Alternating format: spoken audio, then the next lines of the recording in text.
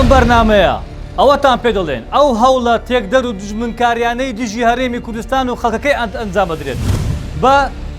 تەقانەوەی کێڵگەی کۆرمۆر و لاناس لازان و دروستکردنی ئەم پشەی و ئاژاوە جێڕیە بۆچی؟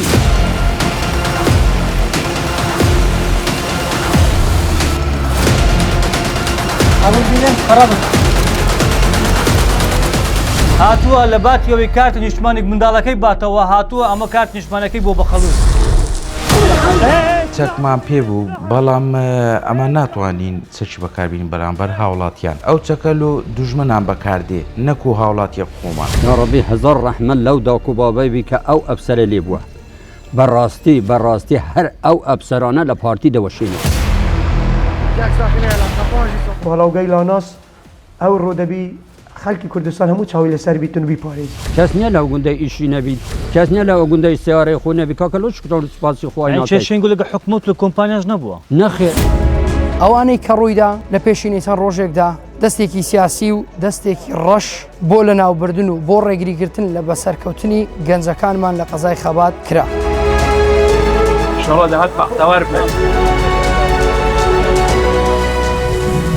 ئێمە لە بەرنامەی شوێن پەنجە ئەم جارە هاتوونێتە گوندی لاجان لە لاجان باسی هەرەشە و ئەو پیلانجیێرە دەکەین بۆ سەر لاجان لاناس کۆرمۆر بۆچی لە یەک کاتدا ئەم هەڕەشانە ئەنجامدرا بۆچی داخوازی و داواکاری هاوڵاتیان تێکەڵ بەو گروپ و کەسان نەکرا ئەوانەی بە شێوەی دەمامکدار بە چەک ڕوبەڕووی حکوومەت و هاوڵاتیانیش وەستانەوە پرسیار دەکەین بۆچی لە کاتی ئەوەی هاوڵاتیان کە داواکاری ڕەوای خۆیان ئەگەر بە پێشاندان بکەن یان داوا لە حکوومەت بکەن بۆچی ئەم پرسیارانە دەکەین ئەم کێشەیان کردە کێشی حکوومەت و هاوڵاتیان لە کاتێکدا ئەم کێشەی لەم ناوچێ و لەم گوندە هەبوو نەپەیوەندی بە حکوومەت هەبوو نەپەیوەندی بە کۆمپانیا هەبوو لەنام گوندەکە کێشەکە ناوخۆی بوو تا ئێستا بینیوتانە کە ئەو کەسانەی خۆ پێشاندان دەکەن چەکی بیکێسی و ئارپێجی و قازیفەیان لابێت لە گوندی لاجان دەست پێ دەکەین و دەپرسین لە کاتێک لەم گوندا بەشێک لە خەڵکەکەی داواکاریان لەلایەنی پەیوەندیدار هەبوو بۆ چارەسەرکردنی کێشەیەکی ناوخۆیی گوندەکە بۆچی دەستکرا بە هەرەشە و تێکدان و داخستنی ڕێگەی هاتوچۆی هەزاران هاوڵاتی و سوتاندن و تەقەکردن لەلایەن چەند دەمامکدارێک هەرزوو پیا و ماقولان و کەسایەتی و گەنجانی عەشرەتی هەرچی لەبارەی ئەو ڕووداوانە لەناو وەزارەتی ناوخۆی حکوومەتی هەرێمی کوردستان خەڵکی گوندی لاجان ڕایانگەیان ئەو کەسانە تێکدەرن و پەیوەندیان بە داواکاری و کێشەی ئەو گوندەوە نییە هەموو دەستێکی دەرەکی هەیە کە لە دەرەوەی ئیتاری حزبی پارتیە ئەو دەستە دەیەوێ ئەو ئەمن و ئەمانەتەی کە لە هەرێمی کوردستان هەیە کە لە ناو حزبی پارتی هەیە لێرە بشێوێنێ دەستەکان ئێمە دەزانین چێنە ئەو دەستانە دەستێکین ناوخۆینە هەر لە ناو هەرکینە بەڵام لە دەرەوەی پارتینە دەیانەوێ عەشیرەتی هەرکی والێ بکەن ناشرین بکەن عەشیرەتی هەرکی عەشیرەتێکە یەکەم عەشیرەت بووە کە زۆرترین شەهیدی داوە دژی داعش ئەم خەڵکەکی نەمت حیزبێکیدا ئەم پارتینە ئەم پارتینەوە بینەوە ئیلۆپ مرن نەبیت بیت هیچ شێوەکی کەشێکی ئارام و ژیانێکی ئاسایی دوای ڕووداوەکان هەمووان لە کار و کاسبی و بەشێک لە پێشمەرگایەتی خەڵکێکی دڵسۆز و نیشتمان پەروەر بەڵام هەندێک تێکدەر و دەستی دەرەکی ویستیان خەڵکی ئەو گوندە ناشرین بکەن و بەکاریان بهێنن بەڵام خەڵکی دڵسۆزی لاجان بە هەوڵی دامەزراوەکانی ئەنجومەنی ئاسایش دژە تیرۆری کوردستان ئاسایشی هەولێر و پێشمەرگا چۆک و دەمی ئەم تێکدەرانەیان شکاند و ڕێگای نەدا مەرامی دوژمنان و ناحەزان سەر بگرن زانی دەبێ ئەمە چ بکەین دەبێ ئەمە هەر کەسێک لە مالی خۆمان ئاسایش بی ئەجا باشە زولم نییە ئەتو زولمەی لە خۆ بکەی ئەتو بچیان جاسوسی لە مالی خۆت بکەی لە حکوومەتی خۆت لە هەرێمی خۆت هاوڵاتیان کە داواکاریان هەبوو چەند کەسێک چەکدار بوون دەمامکدار بوون لە ئەفسەرێکیاندا بینیتان ئەفسەرەکە چەشی پێ بوو بەکاری نەهێنا کاردانەوەی نەبوو گوتی پێیان گوت لۆ کاردانەوە نەبوو گوتی ئێمە ئەو هاوڵاتی خۆمان بیان پارێزی یا ڕەبی هەزار ڕەحمەت لەو داک و بابەی بی کە ئەو ئەفسەرە لێ بووە بەڕاستی هەر ئەو ئەفسەرانە لە پارتی دەوەشێنەوە لەو حیزبەی دەوەشێنەوە ئەو ئەفسەرانی پۆلیس و ئاسایش و ئەوانە هەر لەو حیزبەی دەوەشێنەوە هەر لەو حکومەی بزانە ئەوە بەو قسەی کە کردی بەو دەستهەڵاتی خۆ هیچی نەکرد ئەوە دەزانی کەوە هەر وەچی وایە بەو قسەیە ئەو هەموو خەڵکە خڕی کوشتیە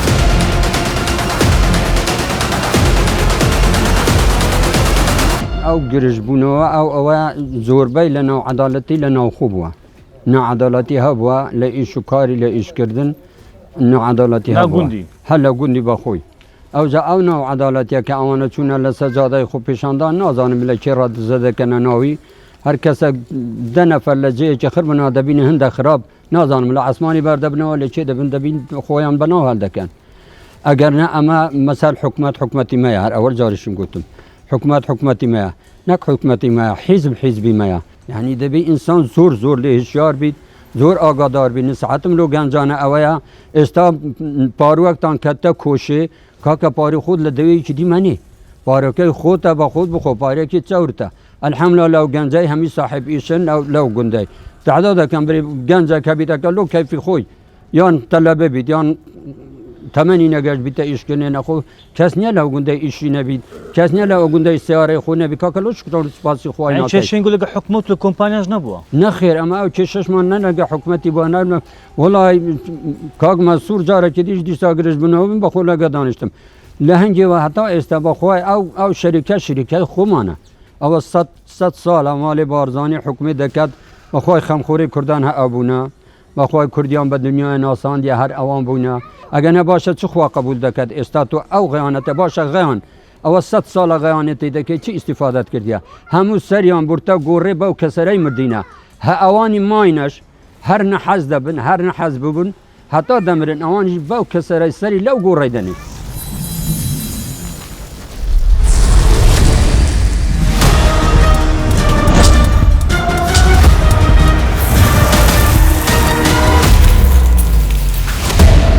بۆچی هەوڵدرا زیان بە ژێرخانی ئابووری هەرێمی کوردستان بگەێنرێت ئەم جارە هەوڵدرا لەلایەن تێکدەران و دەستی دەرەچی لا ناز و فەرمانگە خزمەتگوزارەکان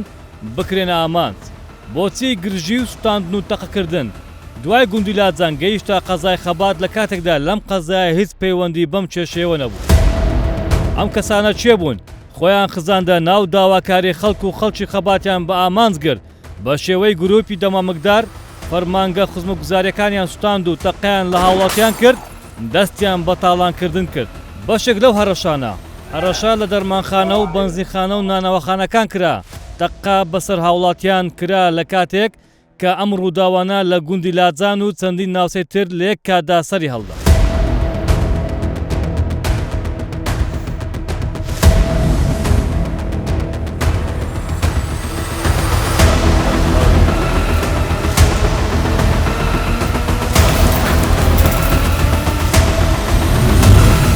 لەیان هەزار هاوڵاتی ناسنامە و دیکۆمنتەکانیان بۆ بە هەڵووس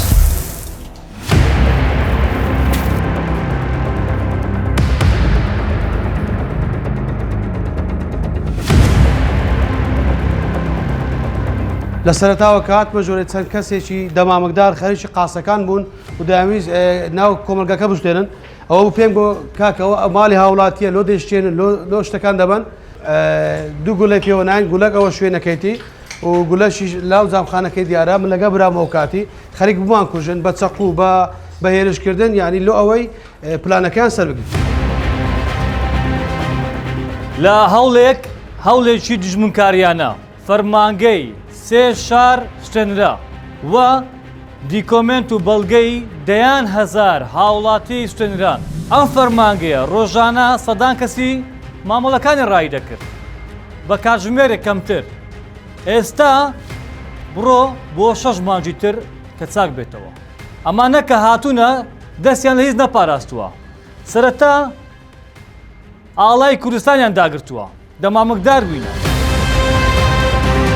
کاک حکمت هاتیە لە پاش سەعات دوو دەوێت کاتی نیشتیمانی وەگرتەوە کارتی نیشتیمانی لێرە وەگرتەوە لەم بەڵێ. فەرمانگە سوتایە يعني سێ جار هاتیم هەم کارتی نیشتیمانی خۆم ئی خێزانم ئی کوڕەکەمی گەورە هیچ کێشەم نەبووە الحەمدولیلا ینی بەس ئێستاوا دێم ساعت دووە کارتی کوڕەکەم وەرگرمەوە کارت نیشتیمانی کوڕەکەت وەگرێەوە بەڵێ دەبینی چی لە هاتووە ئەم ئوستایە و بەڕاستی ینی دیمەنێکی ناخەژێنە ئەمە شۆک بووە دەبینیت ئەم هاوڵاتیە لە بڕی ئەوەی بێ کارتەکەی باتەوە دەبێت چ باتەوە پێتان بڵێم بۆستن وەرە کاک حکمەت با پێ کۆ بچین کاک حکمەت فەرموو کاک حکمەت هاوڵاتیەکە لە گوندی ساتۆر هاتووە چل دەقە لێرە دوورە ئەم ڕێ بڕیە ئەم زەحمەتیە حکومەت ئەم خزمە گوزاردانایە هاتووە لە باتیەوەی کارتە نیشتمانی منداڵەکەی باتەوە هاتووە ئەمە کارت نیشتمانەکەی بۆ بەخەلووس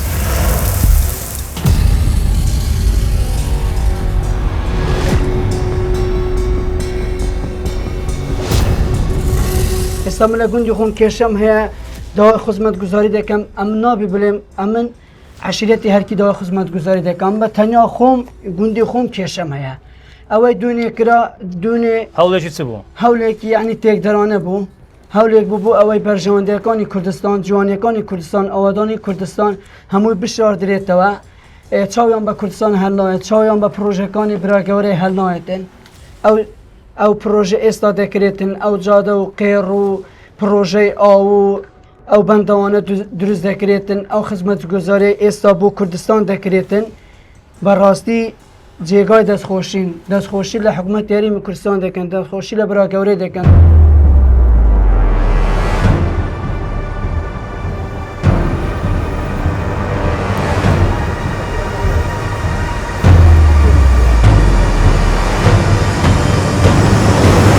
پێتان بڵێم ئەمە ڕاید ئیبراهیمە ئەو ئەفسەرەی پۆلیسی فریاکەوتنی هەولێر لە گرتە ڤیدیۆکە دەدەکەوێت سێ کەس پەلاماریەدەن ئەو کەسانە چەکدار بووینە دوو کلانشیکۆف دەمانچەیان لابووە زیالەوەی ویستیانە ئیسفزازیکەن پەلاماریان داوە زان بۆ ئەوەی ئەم ئەفسەرە کەسێکیان تێگەیاندووە تاسوور بکە گرتە ڤیدیۆ تۆمارکە کە کاردانەوەی دەبێت گوایە ئیدی تەقە دەکات خۆی دەربازەکە بەرگیر لە خۆی دەکات ئەوانە وێنەی بگرن بڵێنەها ئەمە پیاوی حکومەتە ئەفسەرە لە هاوڵاتیاندا تەقە لە خۆ پێشانەران دەکات دایانویست یاریێکی وا بکەن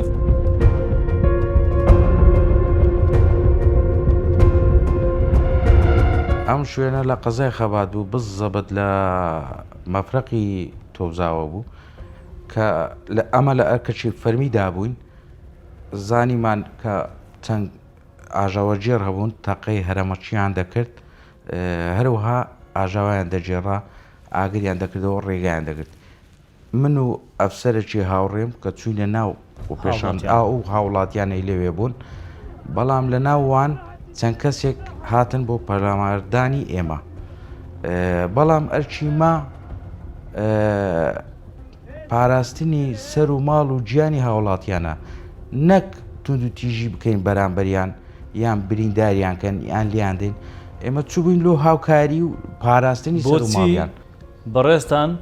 لەگەڵ هاوڕێ ئەفسەرەکەت کاردانەوەتان نەبوو لەو کاتێک کە پەلاماردران ئەمە بۆیە کاردانەوەمان نەبوو بەرامبەریان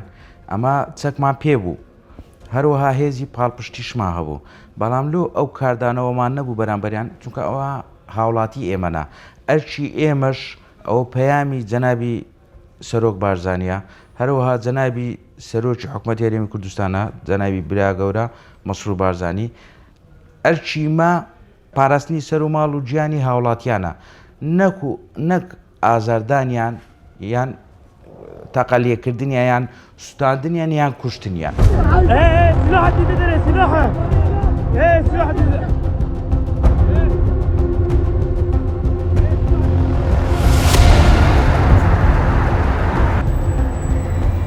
دوای سوتانی قەپانی پۆلیسی هاتوچۆ زۆرترین ئۆتۆمبیلی بار هەڵگری خەڵکی ناوچەکە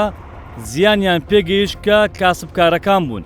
لەمە دوای سوتانی ئەم قەپانە دەبێت بچن لە شاری هەولێر بۆ ماوەی چەند ڕۆژێک کارەکانیان تەواو بکەن بەمەش زیان بە کاسبکاران گەیشت سەبارەت بەو ڕووداوە ئاژاوەگەرەی کە لە قەزای خەبات لە ڕێکەوتی 1/12 ڕوویدا لە کات ئێستا کە لەو شوێنین بۆ هۆی لە کارکەوتنی دوو کامیلەی تیژڕۆیی لە قەزایەکەمان کە ئەوەی زیان بەر هەموو لایەک دەگەینیتەن و هەروەها زیانێکی زۆریش بەر قەپانی خەبات کەوتووە لە کاتی ئێستادا هیچ ئۆتۆمبیلێکی باهەڵگر ناتوانێت قەپان بک بەهۆی ئەو ڕووداوە ئاژاوەگەرەی کە لە قەزاکەمان ڕوویداوە و هەروەها قاسەی ژووری ئەفسەرمان تێکشکێنراوە بەڵگەنامەی لێ بردراوە هەروە پارەی لێ براوە و هەروە لە ناحەی ڕزگاری لە ناحەی کەورگۆسەک لە سەرتەری قەزای خەبات چەندین هێمای هاتوچۆمان برا و شکێنرایە و هەروە لە بەشی هاتوچۆی قەزای خەبات 5 کامیلەی چاودێریمان براوە و هەروە کابینەی کارمەندانمان سووتێنراوە کە ئەمەی زیانێکی زۆر بەر هاوڵاتیان و خەڵک دەگەینیتەن زۆ بەداخەوە کە ئەم ئاژاوە گێرانە زیانێکی زۆر بە خەڵکیان داوە.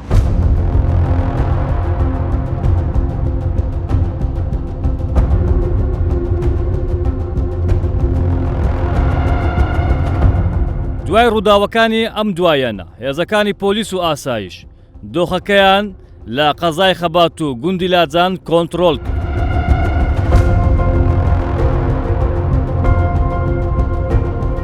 خەڵکی خەبات دڵخۆش بن بەو هەوڵانی حکوومەت چونکە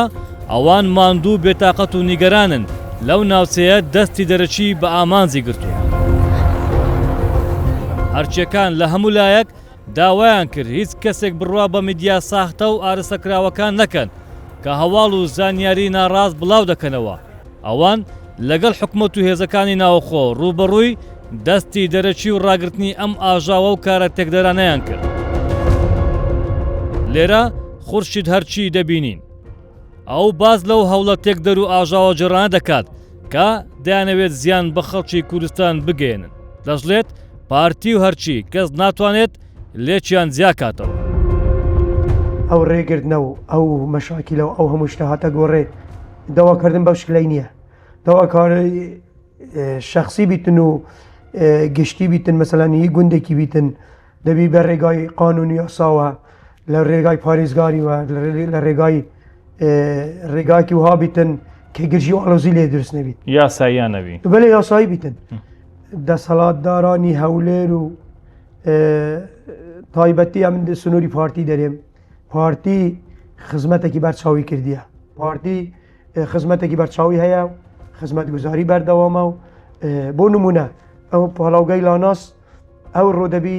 خەڵکی کوردستان هەموو چاوی لەسەر بیتن و بیپارێزی چکە بەدیلی غازی کۆرمۆ بوو ئەگەر ئێستا ئەو لاناس نەبایە ئەو گازەی دابی نەکردە باە یعنی ئەو کارەبانە دەبوو قەزیە پارتیاتی و هەرکیاتی لێک جدابینەوە نییە هەر دەستپێکە شەڕێدا عش بۆ نمونە کە جەنابی سەرۆک بخۆل بەرەکەت جەبهەیبی ئەس دێ نمونەکینمەوە وەختی محمودیە سەحێڵە جەنابی سەرۆک المحوەرەبی ئەمەمی بشان شانە پێشمەرگەی و جەنابی سەرۆکی ئەمە بەرگری کرد و مەگیان فیدانە مە بەرگری لێ خاکێ کرد مثلەن ئەوە پردێبی نوکە گوندێمە گردە ڕەشای شەهیدێ پردێمە هەیە ئەشید قارەمان یەکەم شەیدی پردێبی بوو بەرگریە لۆ دەستکەوتانە بکەین پاشنگیژی دیسال سەحێڵە فەرماندە مەنسوور بارزانی چۆک چەقاندن بەرامبەری دژمنە لێ نەگەڕیا دژمن تەحسیلات ئێستا هەرێما کوردستانی و سنوورێ دهۆک بکات سەبارەت بە سوستاندنی فەرمانگەیەکی خزمەت گوزاری ئەمڕۆ بینیمان وستاندنی کەلوپەلی و دام دەستگای میری کە خزمەتی هەڵاتیان دەکات تۆ ڕێی دەسەوەی چیە؟ وڵای خزمەت ئەو جێت هاتیە شێواندن ئەو ڕۆدام دەستگایت ئیداری حکومی خزمەتە هەرێمێ ناکات خزمەتەمە کوردان ناکات دێمە ناشرین کرد بەرامبەری ئەوە دێ خزمەتە نەیار و نەحەزێت هەرێما کوردستانی کەتن یعنی ئەوە خزمەتێکە بۆ نەیارێت هەرێما کوردستانی کاک خورشید لە دیوەخانی جەنابەت دانیشتبوون پێش دەست پێ بکەین وتت خەڵکە کێ دەڵێ مشکلە چییە؟ کاک خورشید مشکلە چییە؟ خەڵکە شەیە ڕەنگە کە دەڵێن ئەوە کەسەکە پیاوە کە ڕازگوێ و زەریعە پێ دوایە بۆچی پێ دەڵێن مشکلە چییە؟ هۆکارەکەی چی؟ احتمالە خەڵکێک پێی نەخۆش بیت ئەمە کە دەڵێن پارتینە لەسەر ڕێبازی بارزانین کوڕی جەنابی سەرۆکین ئەو قسانە تاسیل لەوان بکاتن شتی لابەلا لەسەرمە بلێ ڕۆژێک لە ڕۆژان ئەمە دەبی شتێکی وانەکەین خوا نەخواستە دلی عاجزکەین یان شتێکی وا بێتە پێشمان هەست بەخۆ بکەین کە نقصانیمان هەیە لە بەرامبەری ئەو سەرۆکە و ئەو حزبە.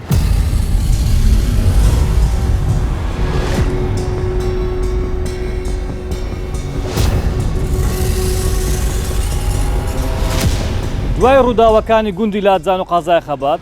تێک دەرەکان ئاژاوە جێڕەکان کە هەرەشیان لە هاوڵاتیان کرد لە فەرمانگە حکومیەکان کرد خزمە گوزاریەکان ئەمانە چیان کرد پەیمانگای تەکنیکی قەزای خەبات لە ئێوارە کە قوتابیانی ئێوارانی هەیە پەنایان بۆ چێ بردووە بۆ هێزەکانی ناوەخۆ ئاسایش پۆلیس پەیوەندیان پێوە کردوون بەهانا ماوەرن ئەم ئاژاوە جێڕ و تێکدەرانە لە دەوروبەری پەیمانگەکان ترسی سوتاندنیان هەبوو زیانیان پێ بگەینن بۆیە هەرزوو هێزەکانی ئاسایش پۆلیس دەگەنە شوێنی مەبەست دەست دەکەن بەچێ بە گواستنەوەی قوتابیان بۆ شوێنێکی سەلامەت بۆ ئەوەی پارێزراو بن لە دەست ئەم تێکدەر و ئاژاوە جێرانە بۆیە هەرزوو لە گرتە ڤیدیۆکان دەردەکەوێت هێزەکانی پۆلیس و ئاسایش دەگەنە شوێنی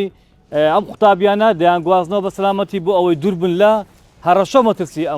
ئەو کەسانە ئەمە یەکێکە ئەم گرتە ڤیدیۆیانە تازەیە ئەمە بڵاو نەبیتەوە پێشتر ئەم زانیاریە ئێستا کە پێتان دەڵێم تەنها لە کوردستان بیشتار هەیە کە ئەمانە پیلانی تریشان هەبووە بەڵام هەرزوو ڕێگریان لێکراوە. لە کاتی ئەو باردۆخە نەخوازراوەی بەسەر قەزای خەبات داهات ئێمە وەکو پەیمانگەی تەکنیکی خەبات لەگەڵ مامۆستایان و فەرمانبەران و قوتابیەکانمان لە ئەرچی دەوامی فەرمی خۆماندا بووین کە بەشێکی زۆری قوتابیەکانمان دانیشتووی پارێزگای هەولێر و دەوروبەرینە. لە پەیمانگەکەمان دەوامی ئێوارانمان وەکو ڕۆژانی ئاسایی دەکرد کاتێکەوە ئاگدار کراینەوە لە دەستێکی ئاژاوە جێڕی هەڵیان کوتاوەتە سەر چەند دام و دەستگایەکی حکوومەت لە قەزاکە ئێمەش هێزە ئەمنیەکان و هەروەها ئاسایشمان ئاگدار کردەوە کەوە مەفرەزەکانیان بەهانامانەوە بێن و قوتابیەکان و مامۆستایانمان بگوازینەوە بۆ شوێنێکی سەلامەت. خۆشببختانە ئەوانیش بەهانامانەوە هاتن و مامۆستایان و قوتابیەکانمان گواستەوە بۆ شوێنی سەلامەت.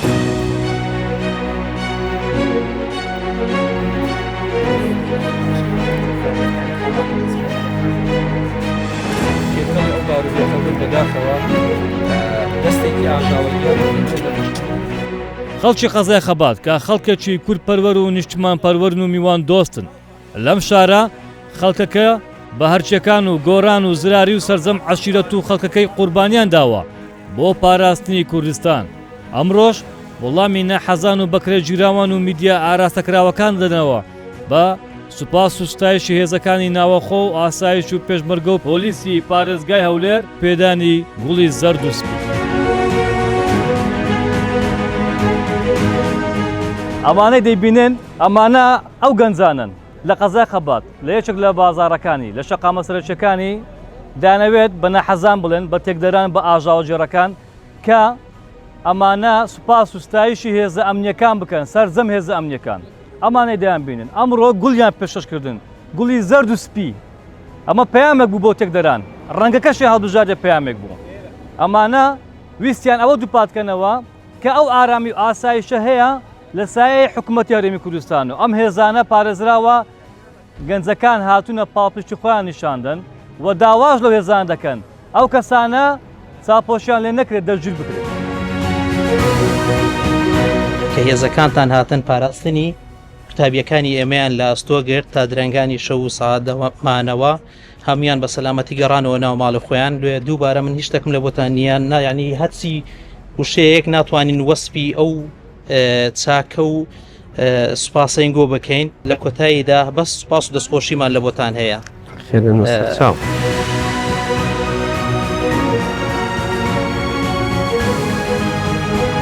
ئەمڕۆ وەکو هاوڵاتیی قەزای خەبات لەگەڵ قوتابیان و گەنجان و لاوانی قەزای خەبات هەستاین بەدانانی بەرنمەیەکی پێشکەشکردنی گوڵ بە هێزە ئەمنیەکان کە بوونەتە هۆی پاراستنی ئێمە و سەر و ماڵی ئێمە و هاوڵاتیانی قەزای خەبات لە قەزا جوانەکەمان هەستن بەدەبەشکردنی گوڵی زەرد و سپی بەسەر هێزە ئەمنیەکان بۆ ئێمە سپاسگوزار ئێوەن دەستان خۆش بێت. چه گوناحێک هەیە بۆرۆگۆی